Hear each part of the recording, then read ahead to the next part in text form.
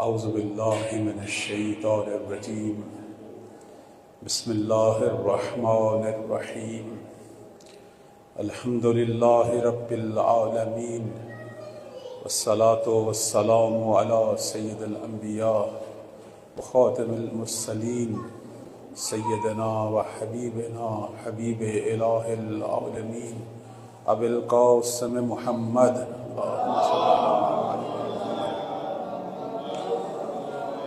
وعلى آلہ طیبین الطاہرین المعصومین سیما بقیت اللہ العظم اللہم اجل لولیک الفرج اما بعد فقال اللہ تبارک و تعالی فی کتابہ المجید بسم اللہ الرحمن الرحیم اعلموا ان اللہ یحیی الارض بعد موتها قد بین لکم الآیات لعلکم تأکلون۔ صلوات پڑھیں بار محمد و آل محمد۔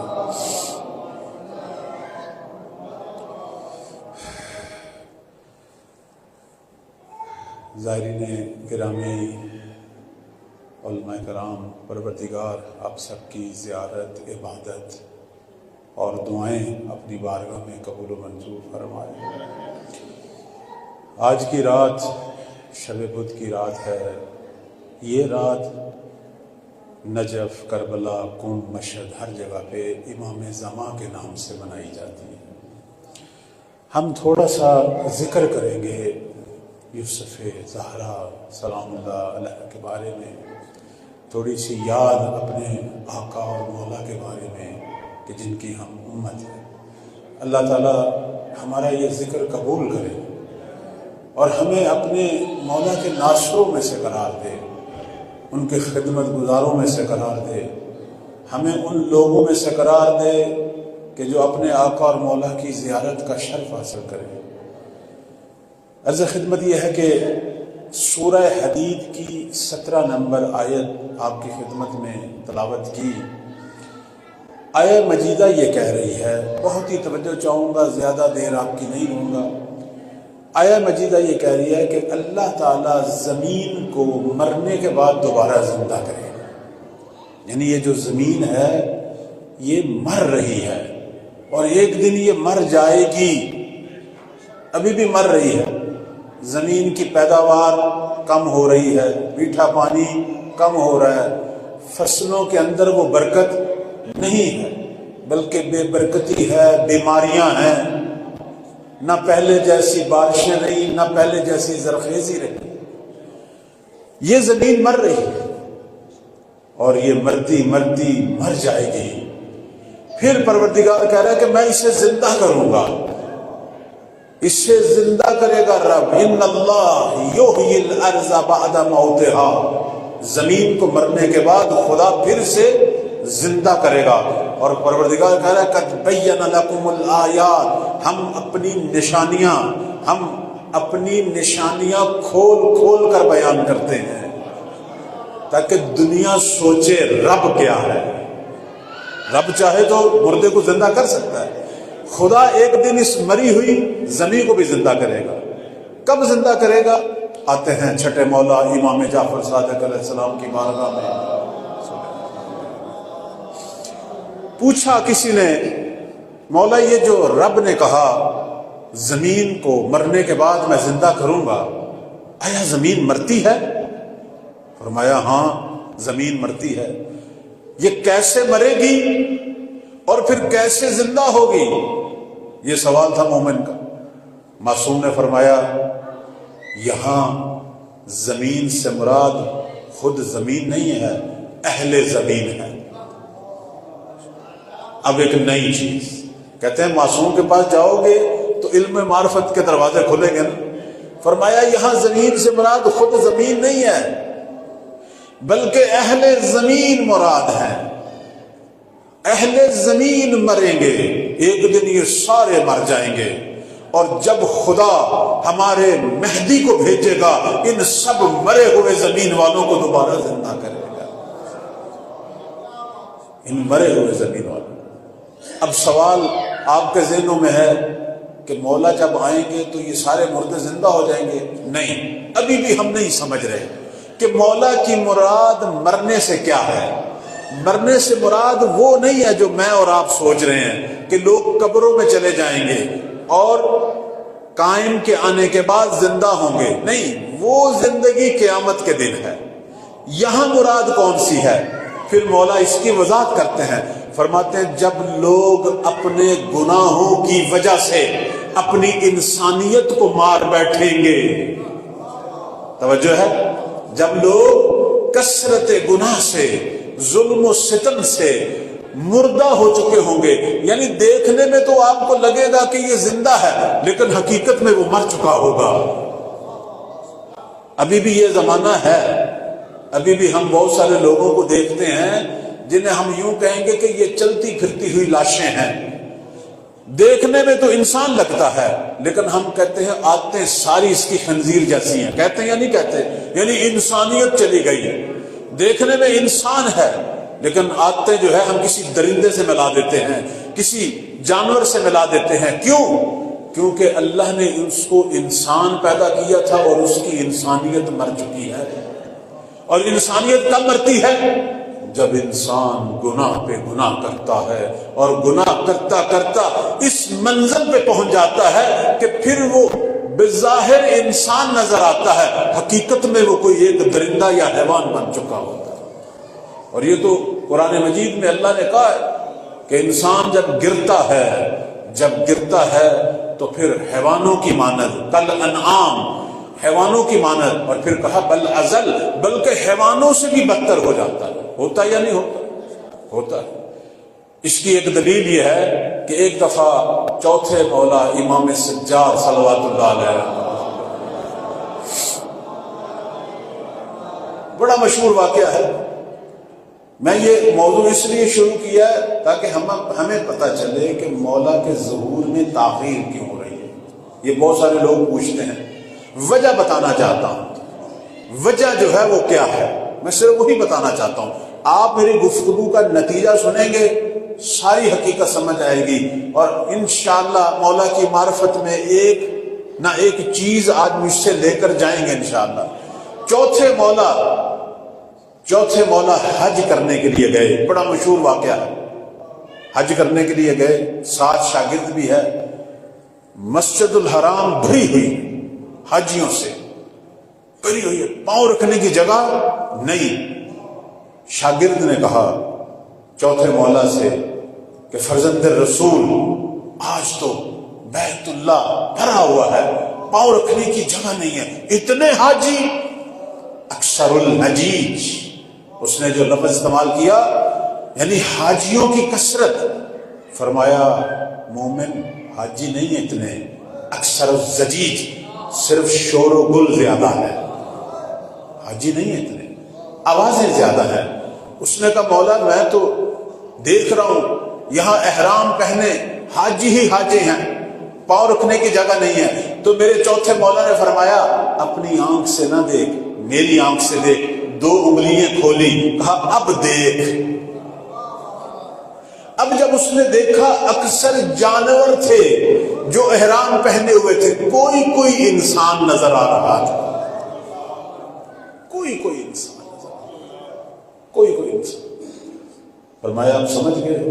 کہنے لگا فرزند رسول اب سمجھ آ گئی ہے، مجھے آپ خود بتائیں، ایک سوال کرنا چاہتا ہوں، انسان کسی کا حق مار کر حج کو چل پڑے، وہ کوئی انسان حج کرنے جا رہا ہے یا کوئی جانور حج کرنے جا رہا ہے؟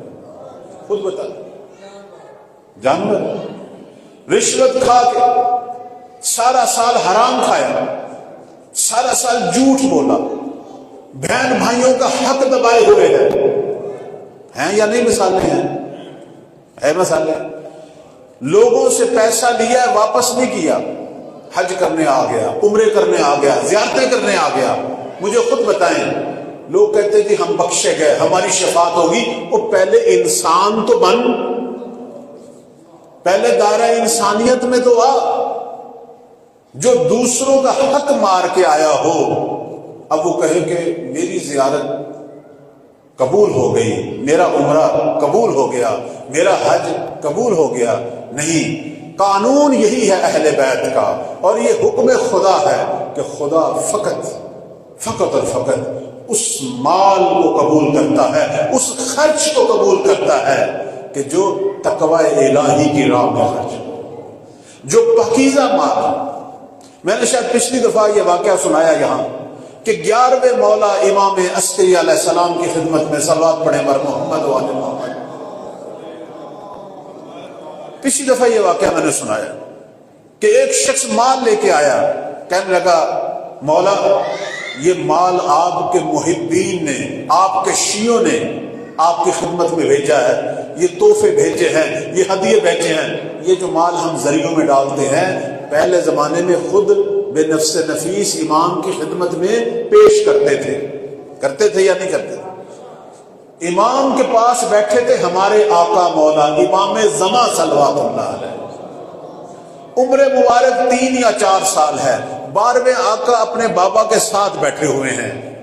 اس وقت 11ویں مولا نے اپنے فرزند کو کہا مہدی جان، اور میرا بیٹا مہدی اپنے شیعوں کا مال وصول کر، اپنے شیعوں کے ہدیے اور تحفے وصول کر، محبت سے بھیجے ہیں۔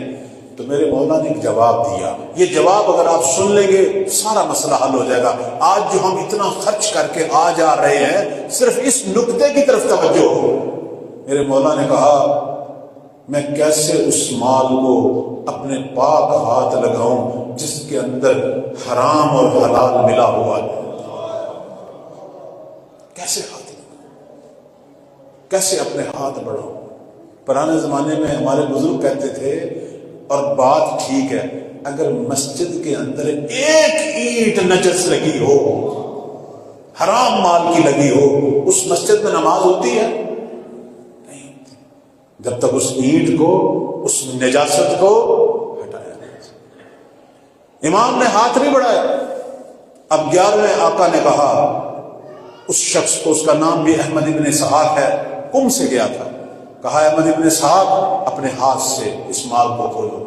اس نے کھولا، ایک پوٹلی نکالی جس کے اندر سکے تھے۔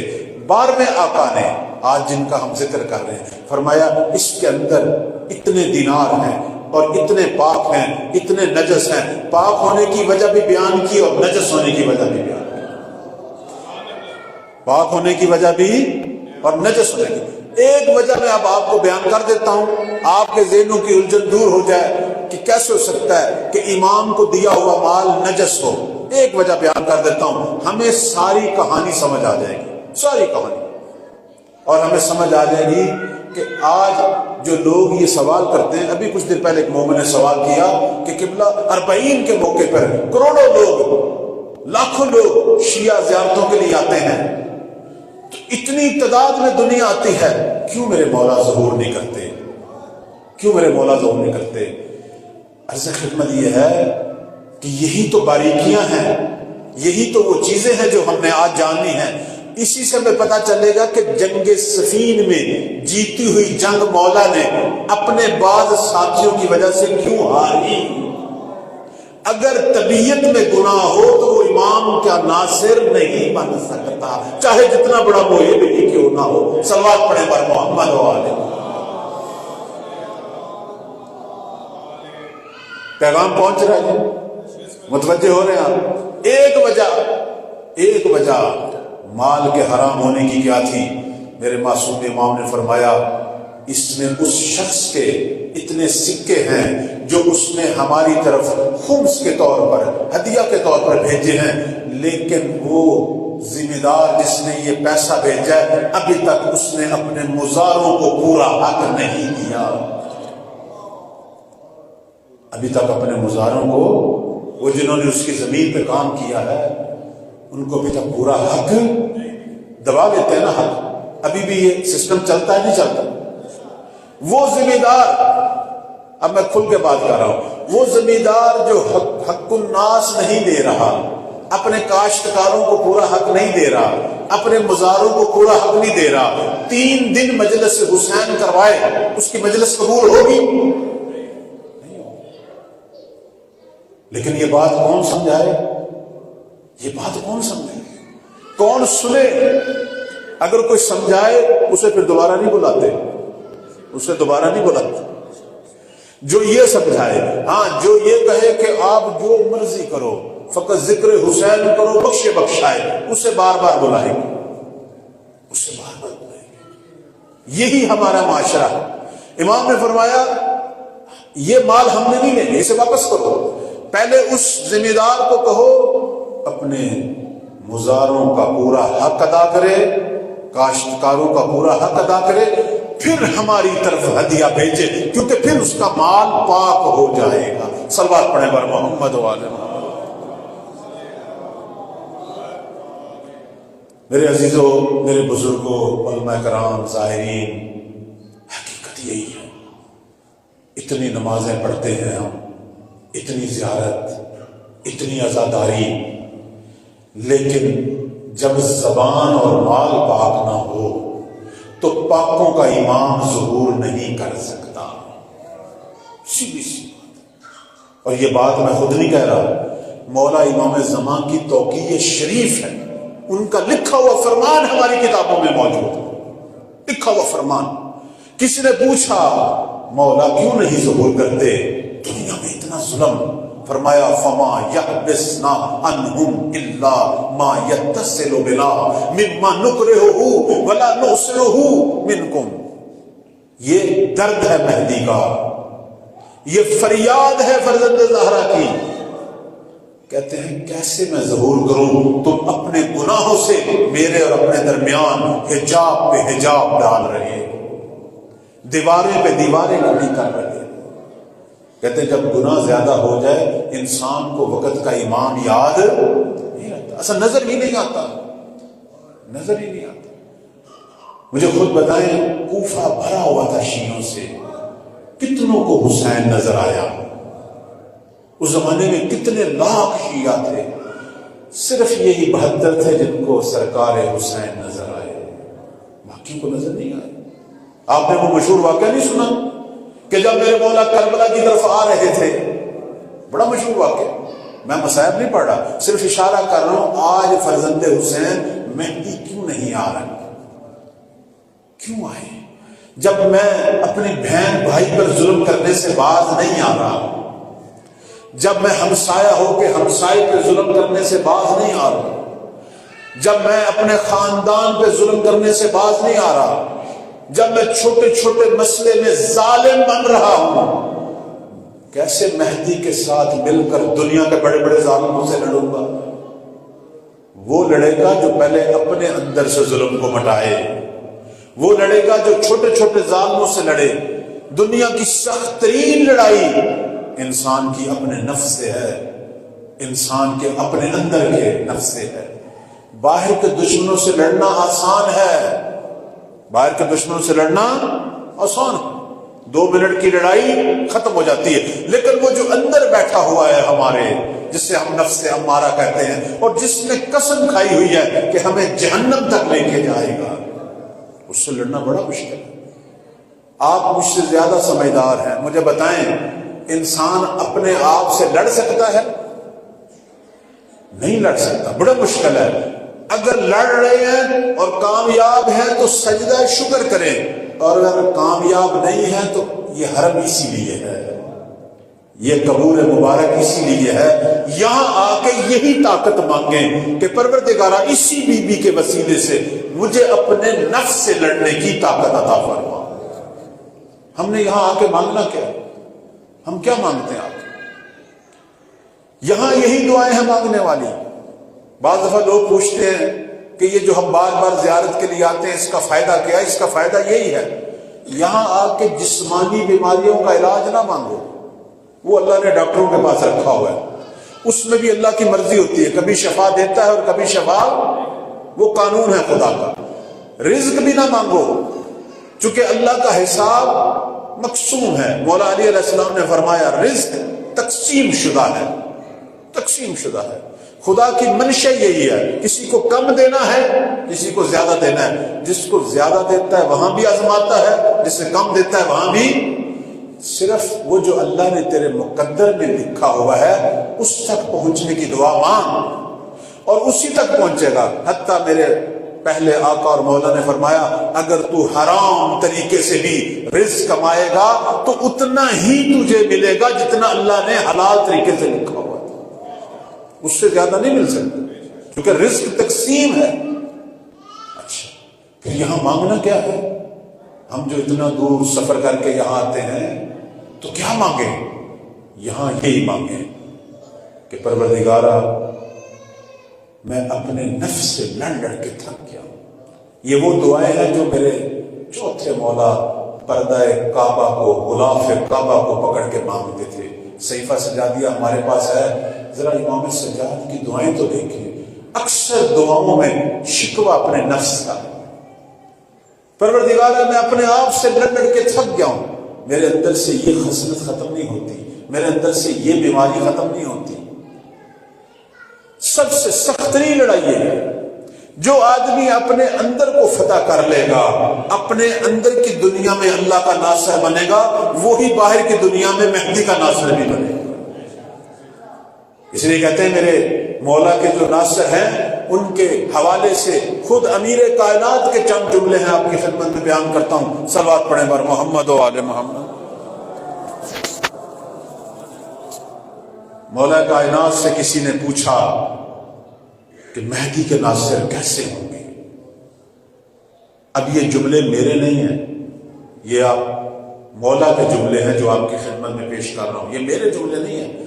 فرمایا یوحدون اللہ حق توحید ہی، فرمایا مہدی کے ناصر وہ لوگ ہیں جو اللہ کی توحید ایسے رکھتے ہوں گے جیسے رکھنے کا حق۔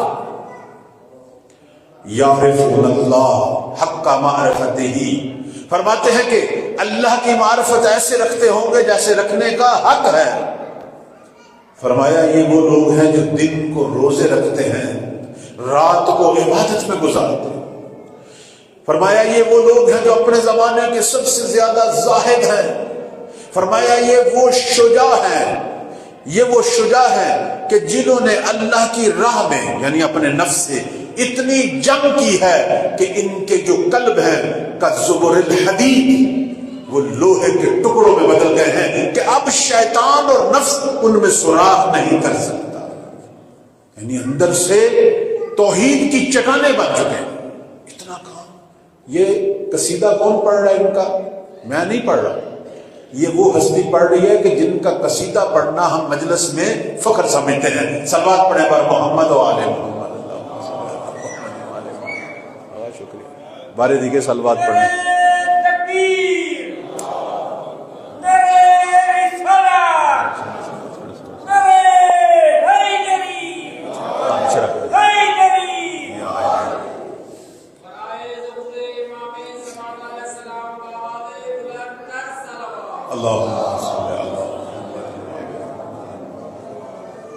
یقین مانے ہم اپنی مجالس میں کیا کہتے ہیں کہ ذکر علی عبادہ، وہ مجلس ہی نہیں ہے کہ جس میں مولا کا ذکر نہ ہو، اور یہ حقیقت بھی یہی ہے، یہ پیغمبر کی سنت ہے۔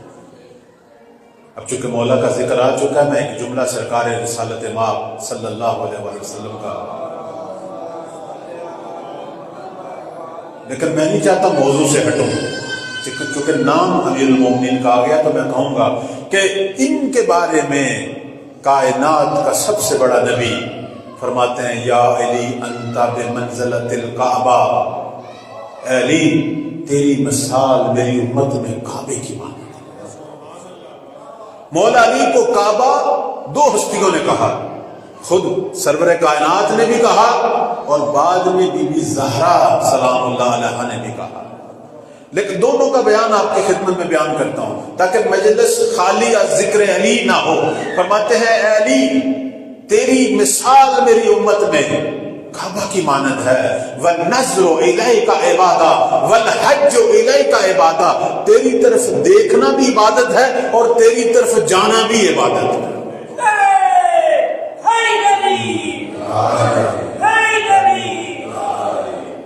یہ مثال میرے آقا کی اس عنوان سے بیان ہوئی ہے کہ امام یہ شان رکھتا ہے، چاہے وہ علی ہو یا فرزند علی مہدی ہو، امام امت میں کعبہ کی مانند ہوتا ہے، امام کی طرف جایا جاتا ہے، امام نہیں چل کے آتا، امام کو ڈھونڈنا پڑتا ہے، امام کو ڈھونڈنا پڑتا ہے، امام کی معرفت وہ یہی ہے۔ امام کی معرفت پیدا کرنی پڑتی ہے، اپنے آپ کو امام کے خیمے تک لے جانا پڑتا ہے۔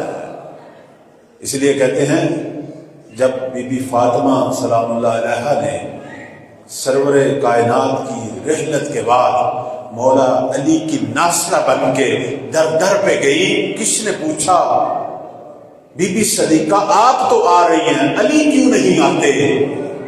فرمایا الامام مثلہ الکعبہ، امام کی مثال کعبہ ہوتی ہے، اذ تؤتى لا تأتی، کعبہ چل کے نہیں آتا، کعبے کے پاس جایا جاتا ہے،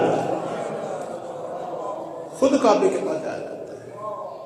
آج وہی امام مہدی کی شکل میں، آج کعبہ ہمارے دلوں کا مہدی ہے، مہدی کی طرف جانا چاہیے، جانا چاہیے، ڈھونڈنا چاہیے، اپنے مولا کے خیمہ تک پہنچنا چاہیے۔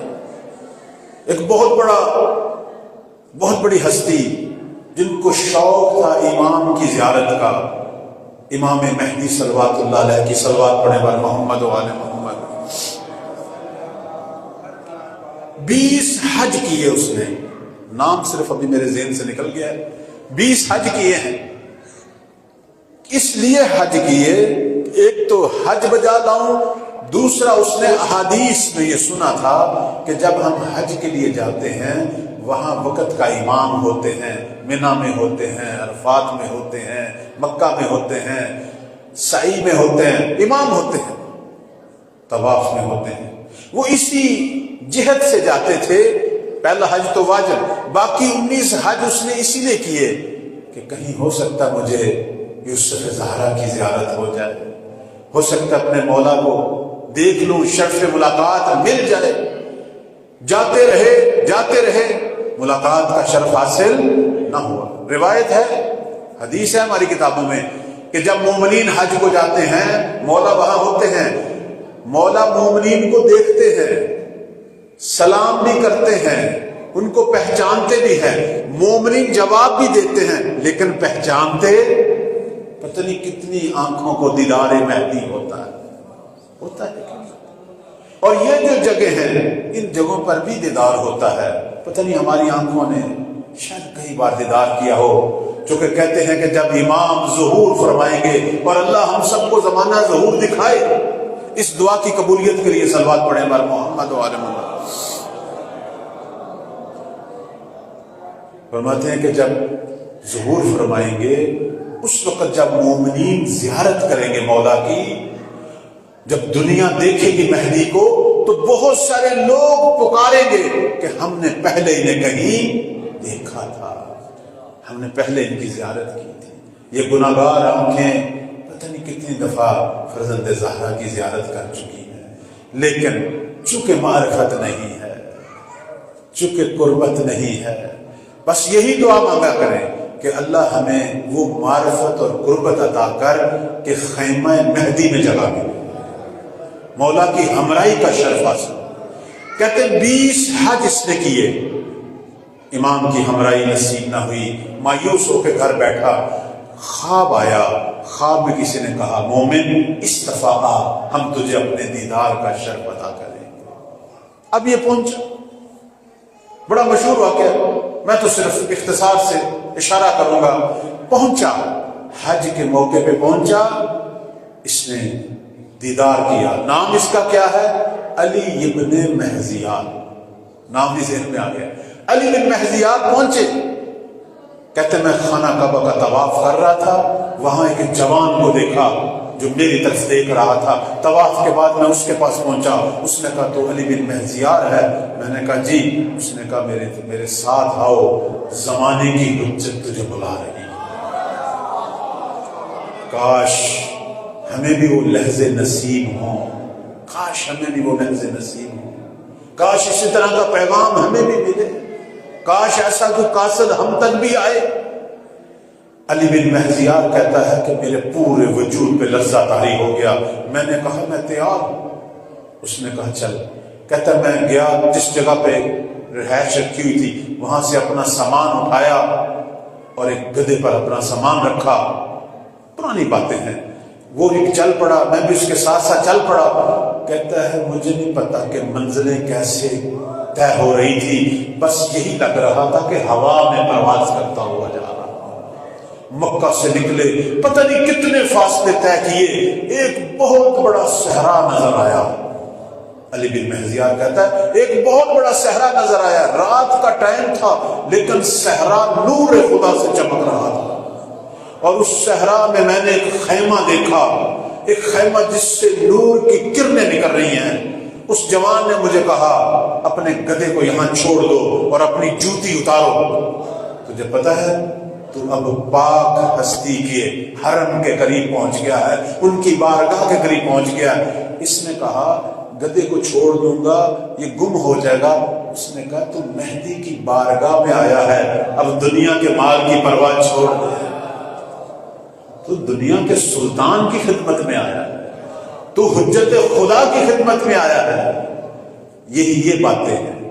وہ کہتے ہیں کہ جب مولا حسین جا رہے تھے کربلا میں، ایک مومن جو راستے میں کھڑا تھا کہ مولا میرا کنواں جو ہے وہ کڑوا ہو گیا ہے، امام نے اسے میٹھا کر دیا اور امام نے کہا میرے ساتھ چل، تو اس نے کہا یہ فصلیں ہیں، یہ مویشی ہیں، یہ گھر ہے۔ جب دنیا کی فکریں کریں گے پھر امام کی معرفت نصیب نہیں ہوگی۔ اس نے چھوڑ دیا گدھا۔ علی بن مہزیار کہتے ہیں میں چلتا چلتا اس خیمے کے دروازے تک پہنچا۔ خیمے کے پاس پہنچا تو اس جوان نے کہا ٹھہر، میں اندر سے اجازت لوں۔ اندر داخل ہوا، کچھ دیر کے بعد آیا، کہنے لگا تجھے اجازت ہے اندر آ، زہرا کا بیٹا تیرا انتظار کر رہا ہے۔ اب میرے عزیزو، یہ وہ چند جملے جو آپ کی خدمت میں بیان کروں گا، یہ وہ جملے ہیں جو اس پوری گفتگو کا نچوڑ ہے، پوری گفتگو کا۔ علی بن مہزیار کہتا ہے کہ پتہ نہیں میں کیسے داخل ہوا۔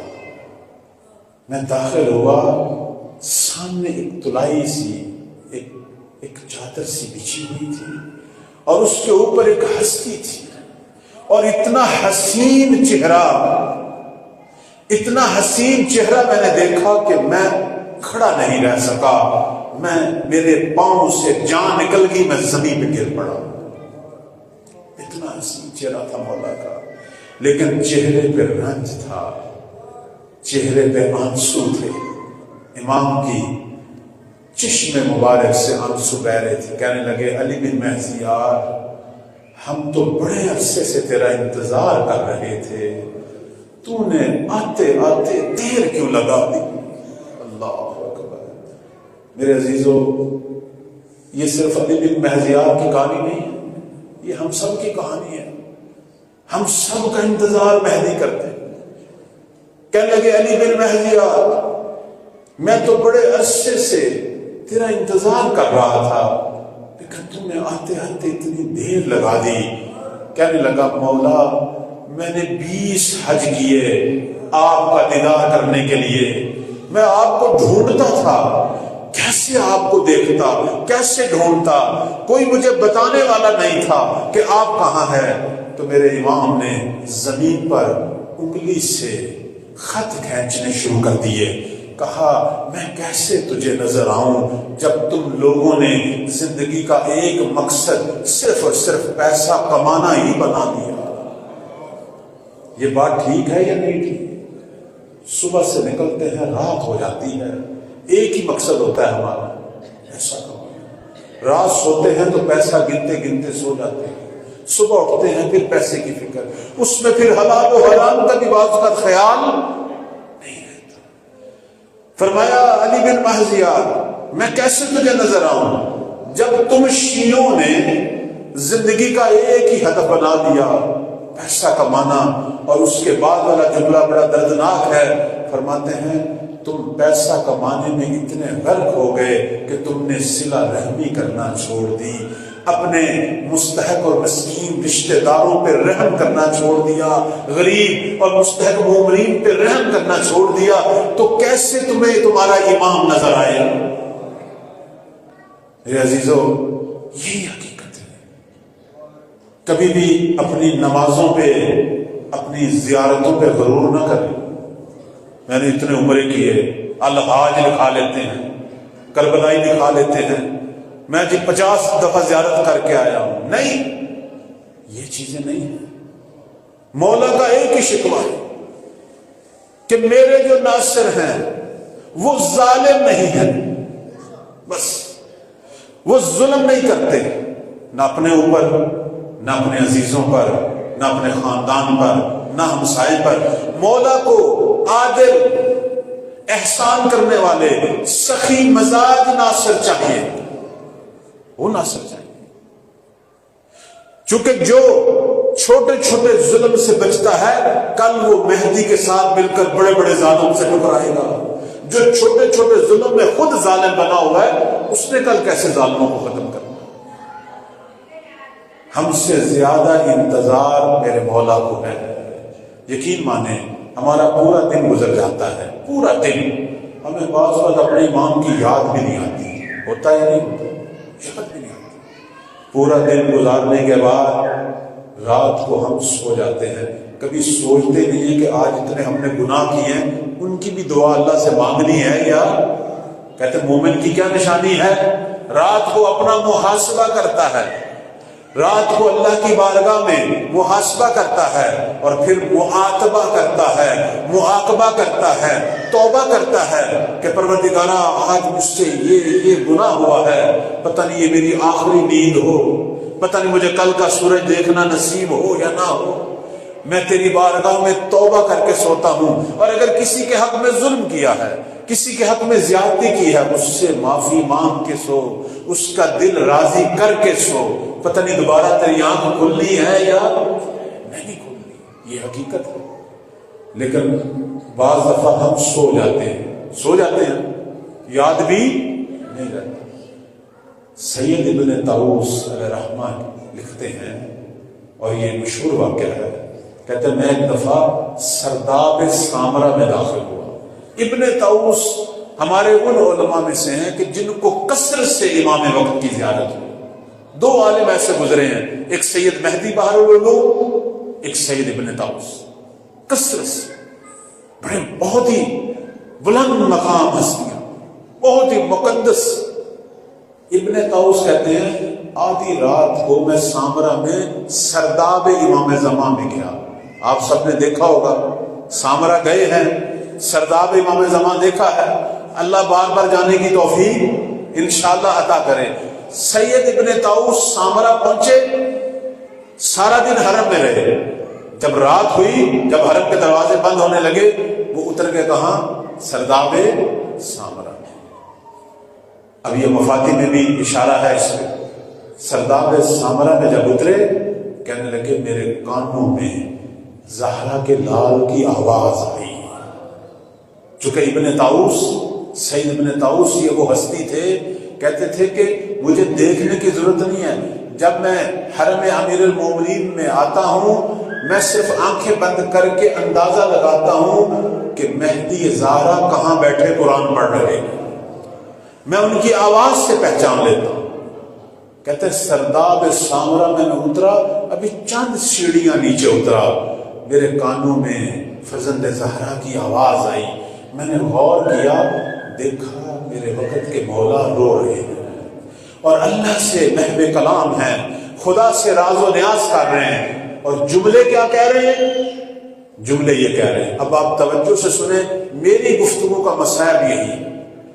کہہ رہے ہیں پروردگارا ہمارے بعض شیعہ گناہ کر کے سو گئے، حق تو یہ تھا کہ توبہ کر کے سوتے، حق تو یہ تھا کہ توبہ کر کے سوتے، لیکن یہ گناہ کر کے سو گئے. پروردگارا انہوں نے تو اپنے گناہ کی توبہ نہیں کی، اپنے گناہ کی بخشش نہیں مانگی. میں ان کا امام تیری بارگاہ میں ان کے گناہوں کی توبہ کر. تو میرا جو حق ہے، مہدی کا حق، اس کے صدقے میرے شیعوں کو بخش دے، ان شیعوں کو بخش دے، ان کے گناہوں کو بخش دے جو تیری بارگاہ میں توبہ کر کے نہیں سوئے. اس کے بعد میرے مولا نے ایک جملہ کہا، کہتے میں اس لیے تیری بارگاہ میں ان کی بخشش کی دعا کر رہا ہوں چونکہ یہ جیسے بھی ہیں، لیکن یہ وہ ہیں جو میری دادی زہرا کے مسائل پہ روتے ہیں، یہ وہ ہے جو میرے جد حسین کے مسائل پہ روتے ہیں۔ اللہ اکبر، اللہ اکبر۔ میں آخر میں یہی کہوں گا کہ یہ جو تھوڑا تھوڑا ہم گریا کرتے ہیں، یقین مانیں یہ گریا ہمیں یہی جو ہے وہ نجات، جو ہم کہتے ہیں نجات کا باعث ہے، وہ یہی ہے۔ یہ گریا باعث بنتا ہے کہ امام وقت کی دعاؤں میں آ جاتے ہیں، امام وقت کی نگاہوں میں آ جاتے ہیں، بلاخر ان لوگوں میں قرار پاتے ہیں کہ جن کے لیے زہرا کا لال آدھی رات کو دعائیں مانگتے، آدھی رات کو اٹھ کے دعا مانگتے۔ کہتے ہیں حق تو یہ تھا کہ یہ توبہ کر کے سوتے، لیکن نہیں توبہ کر کے سوئے۔ میں ان کی جگہ توبہ کر رہا ہوں کیونکہ یہ زہرا کے مسائل میں روتے ہیں، یہ میرے جد حسین کے مسائل میں روتے ہیں، یہ آزادار شیعہ ہیں۔ پروردگارا میں ان کی نجات کے لیے، ان کی مغفرت کے لیے دعا کرتا ہوں۔ بس میں یہی ختم کرتا ہوں اپنی گفتگو کو۔ پروردگارا بحق محمد و آل محمد، ہماری آج کی گفتگو، یہ چند لفظ جو امام وقت کی معرفت میں کہے، اسے اپنے بارگاہ میں قبول فرما۔ خدایا ہماری آخری نہیں پہلی دعا ہے، فرزند زہرا کے ظہور میں تعجیل فرما۔ خدایا ہم سب کو ان کے ناصروں میں سے قرار دے، ان کے خدمت گزاروں میں سے قرار دے۔ اگر ہم ناصروں کے زمرے میں آنے کے لائق نہیں تو ناصروں کے نوکروں میں سے قرار دے۔